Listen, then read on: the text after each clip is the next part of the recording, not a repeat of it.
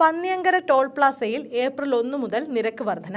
ഒറ്റയാത്രയ്ക്കും മടക്കയാത്ര ചേർത്തുള്ള യാത്രയ്ക്കും മാസപ്പാസിനും നിരക്കുയരും. പണി പൂർത്തിയാകാതെ അമിത ടോളെന്ന പരാതി ഉന്നയിച്ച് പ്രതിഷേധം ശക്തമാക്കാനാണ് പ്രാദേശിക കൂട്ടായ്മകളുടെ തീരുമാനം.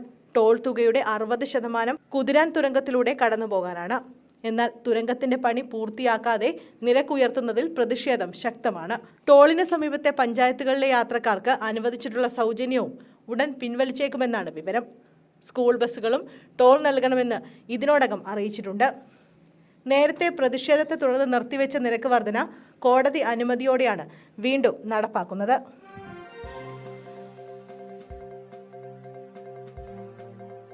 ഓൺലൈൻ ട്രേഡിംഗിന്റെ മറവിൽ തട്ടിപ്പ് നടത്തിയ കേസിൽ 2 പേർ അറസ്റ്റിൽ.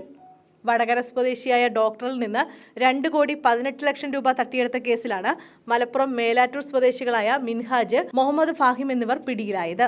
ഓൺലൈൻ തട്ടിപ്പ് സംഘത്തിന് കേരളത്തിലെ ബാങ്ക് അക്കൗണ്ടുകൾ വാടകയ്ക്ക് നൽകുന്നവരാണിവർ. പ്രധാന പ്രതികൾക്കായി പോലീസ് അന്വേഷണം ഊർജിതമാക്കി.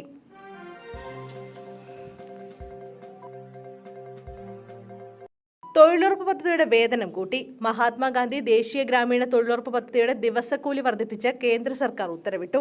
ഇത് പ്രകാരം ഹരിയാനയിലും സിക്കിമിലും ഏറ്റവും ഉയർന്ന വേതനമായ 374 രൂപ ലഭിക്കും. അരുണാചൽ പ്രദേശിലും നാഗാലാൻഡിലുമാണ് ഏറ്റവും കുറവ് വേതനം, 234 രൂപ. കേരളത്തിൽ 333 രൂപയായിരുന്നത് 349 രൂപയാക്കി വർദ്ധിപ്പിച്ചിട്ടുണ്ട്. വർദ്ധിപ്പിച്ച വേതനം 2024 ഏപ്രിൽ 1 മുതൽ പ്രാബല്യത്തിൽ വരും.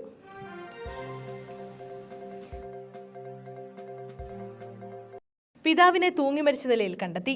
നെയ്യാറ്റിൻകരയിൽ യുവാവിനെ വെട്ടിക്കൊലപ്പെടുത്തിയ സംഭവത്തിൽ പ്രതികളെത്തിയ കാറിന്റെ ഉടമയുടെ പിതാവിനെ തൂങ്ങി മരിച്ച നിലയിൽ കണ്ടെത്തി. 5 അംഗ സംഘം എത്തിയ വാരതി ഓൾട്ടോ കാറിന്റെ ഉടമ അച്ചുവിന്റെ പിതാവ് സുരേഷിനെയാണ് മരിച്ച നിലയിൽ കണ്ടെത്തിയത്. ഇന്ന് രാവിലെയാണ് സംഭവം. ഡ്രൈവറായ സുരേഷിനെ ഓലത്താനിയിലെ ജോലിസ്ഥലത്താണ് മരിച്ച നിലയിൽ കണ്ടെത്തിയത്. ആത്മഹത്യ എന്നാണ് പ്രാഥമിക നിഗമനം. സംഭവത്തിൽ അച്ചുവിന് പങ്കുണ്ടോ എന്ന് പോലീസ് പരിശോധിച്ചു വരികയാണ്. ഇന്നലെ രാത്രി 8 മണിയോടെയാണ് ഊരാട്ടുകാല സ്വദേശിയായ ആദിത്യൻ കൊല്ലപ്പെട്ടത്. നെയ്യാറ്റിൻകരയ്ക്ക് സമീപം കെടങ്ങാവിളയിൽ കാറിലെത്തിയ 5 അംഗ സംഘമാണ് യുവാവിനെ വെട്ടിക്കൊലപ്പെടുത്തിയത്. സാമ്പത്തിക ഇടപാടുമായി ബന്ധപ്പെട്ട തർക്കമാണ് കൊലപാതകത്തിന് കാരണമെന്നാണ് പോലീസ് അറിയിച്ചത്.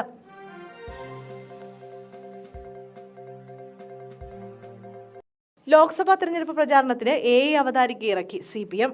പശ്ചിമ ബംഗാളിലാണ് CPM AI അവതാരികയായ സാമന്തയെ സമൂഹമാധ്യമമായ എക്സിൽ തെരഞ്ഞെടുപ്പ് പ്രചാരണത്തിന് അവതരിപ്പിച്ചത്.